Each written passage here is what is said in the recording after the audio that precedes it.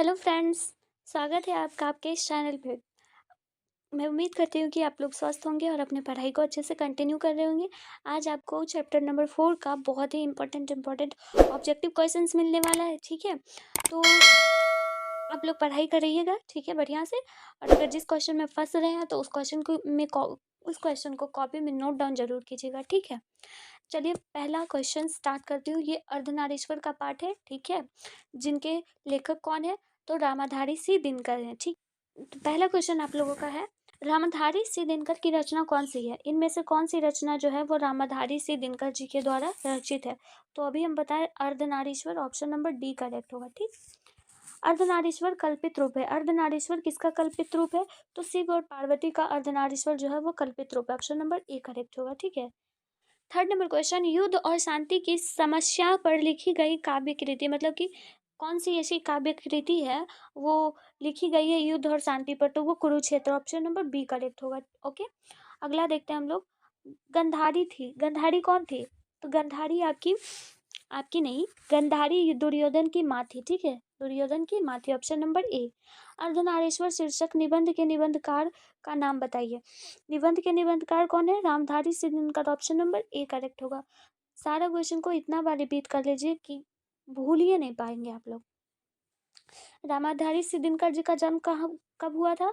तो इनका जन्म 23 सितंबर 1908 को हुआ था। Option number B. ये बिहार के रहने वाले थे, बेगूसराय के, ठीक है। रामाधारी सिद्धिनकर का जन्म कहाँ हुआ था? सिमरिया, बेगूसराय, बिहार के थे वो, ठीक है। ऑप्शन नंबर बी करेक्ट होगा। 7 के बाद आगे हम लोग 8 पे। दिनकर को कौन सा पुरस्कार मिला था? तो दिनकर को मिला था Padma Bhushan. Option number A correct. 9 number question, जिस पुरुष में नारीत्व नहीं वो अपूर्ण है, मतलब जिस पुरुष में भी नारी के गुण नहीं है वो पुरुष अपूर्ण है, पूरा नहीं है वो। रामधारी से दिनकर की काव्य कृति कौन सी है? रामधारी से दिनकर की काव्य कृति जो है वो साकेत और यशोधरा है, ठीक है, साकेत और यशोधरा है। ऑप्शन नंबर ए करेक्ट होगा। जो जो कृतियाँ इंपॉर्टेंट है वही मैं आपके लिए लाई हूँ, ठीक। 11 नंबर क्वेश्चन, रामाधारी से दिनकर की गद्य कृतियाँ कौन सी है? तो उनकी गद्य कृतियाँ जो हैं वो आषाढ़ का एक दिन गद्य कृति। ऑप्शन नंबर बी करेक्ट होगा। दिनकर की किस गद्य पुस्तक पर साहित्य अकेदमी पुरस्कार मिला था? उनको साहित्य अकेदमी पुरस्कार मिला था। उनकी कौन सी कृति? तो संस्कृति के 4 अध्याय पर मिले थे उनको, ठीक है। ऑप्शन नंबर बी करेक्ट होगा। दिनकर को किस काव्य पुरस्कार पर भारतीय ज्ञानपीठ पुरस्कार मिला था? अब काव्य काव्य पुस्तक पर, कौन सा काव्य पुस्तक पर मिला था? तो उनको मिला था उर्वशी पर, ठीक है। और ये इम्पोर्टेंट है, ठीक, इम्पोर्टेंट है, याद कर लीजिएगा। ऑप्शन नंबर डी करेक्ट होगा। रामधारी से दिनकर का निधन कब हुआ था? तो उनका निधन जो है 24 अप्रैल 1974 को हुआ था। ऑप्शन नंबर सी करेक्ट होगा। अगला देखते हैं, दिनकर की कविता का कौन सा गुण नहीं था? दिनकर की कविता का जो है मसृणता, ठीक है, मसृणता गुण नहीं था। ऑप्शन नंबर बी करेक्ट होगा, ओके। दिनकर किस युग के कवि थे? तो वो जो है छायावाद छायावादोत्तर के युग के कवि थे, छायावादोत्तर के कवि थे, ठीक है। Option number C correct. Ardhanarishwar का अर्थ क्या है? तो अर्धनारीश्वर का अर्थ होता है, अर्धनारीश्वर शंकर और पार्वती का कल्पित रूप है जिसका आधा अंग पुरुष का, आधा अंग जो है वो नारी का। तो ये इसका मतलब होता है, ठीक है। और ये आपका शॉर्ट में भी आ सकता है, तो याद रखिएगा। ऑप्शन नंबर सी करेक्ट होगा। 18 नंबर क्वेश्चन, नर और नारी के काम क्या है? नर और नारी के काम क्या है? तो नर कुदाल चलाने वाला बलशाली किसान और नारी का काम अछोड़ना पछोड़ना है, मतलब जैसा पाठ में बताया गया है, ठीक है।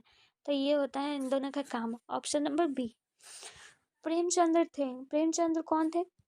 मतलब प्रेमचंद्र जो थे वो एक कथाकार थे, ठीक है। ऑप्शन नंबर बी, कथाकार थे। अगर आप लोगों ने इससे पहले वाले चैप्टर्स के वीडियो नहीं देखे इंपॉर्टेंट क्वेश्चंस के, तो देख लीजिएगा, ठीक है। संस्कृति के 4 अध्याय किसकी कृति है? तो ये जो है आपका रामाधारी सिद्धिनकर का है ना। ऑप्शन नंबर डी करेक्ट होगा। इन्हीं पर उनको पुरस्कार मिला था।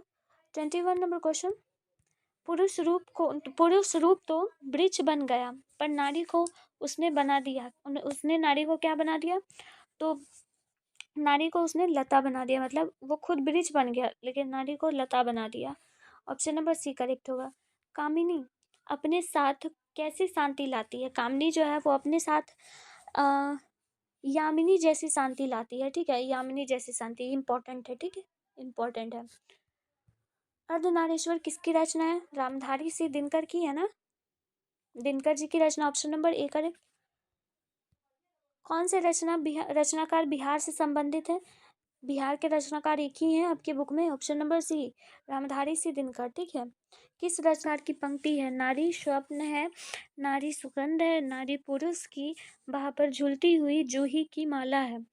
तो ये जो है रामधारी सिंह दिनकर जी के द्वारा नारीत्व पुरुष इन सब के बारे में रामधारी सिंह दिनकर ने कहा है अर्धनारीश्वर चैप्टर से। तो कहीं पे भी आपको नारी पुरुष ये सब आ जाए तो आप लोग याद कर लीजिएगा कि दिनकर जी का है लिखा हुआ, ठीक है, ऑप्शन नंबर डी करेक्ट होगा। उतना नहीं आप लोगों को रट्टा मारना है। रामधारी सिंह दिनकर की रचना है, रामधारी सिंह दिनकर की कौन सी रचना है इनमें से? तो अर्धनारीश्वर ऑप्शन नंबर ए है। बहुत ही इजी है भाई, आप लोग इसे बस देखते जाइए, कुछ नहीं करना, रट्टा नहीं मारना है। रामधारी सिंह दिनकर की काव्य रचना इनमें से कौन सी? Ardhanarishwar option number B. एक ही क्वेश्चन है। किस रचना पर दिनकर को साहित्य अकादमी पुरस्कार मिला?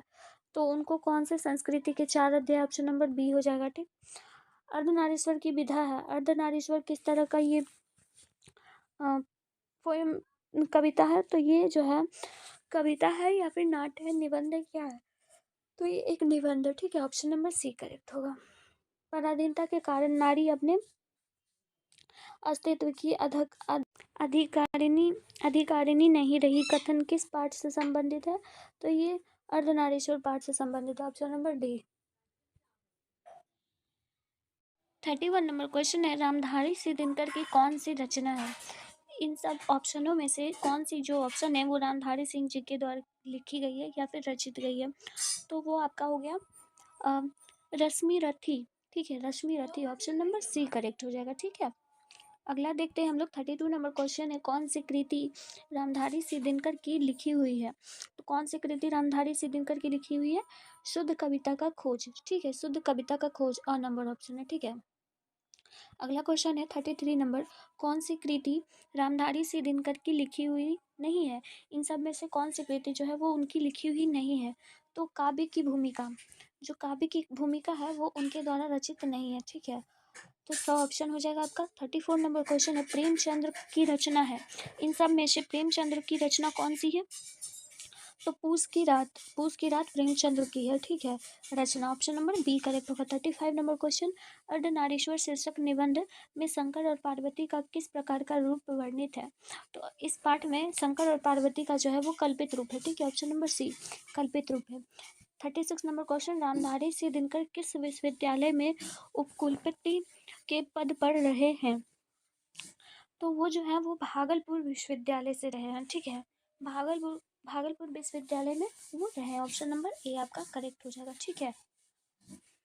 37 नंबर क्वेश्चन, नारी और नर एक ही द्रव्य की ढली 2 प्रतिमाएं हैं, किस रचनाकार की पंक्ति है ये?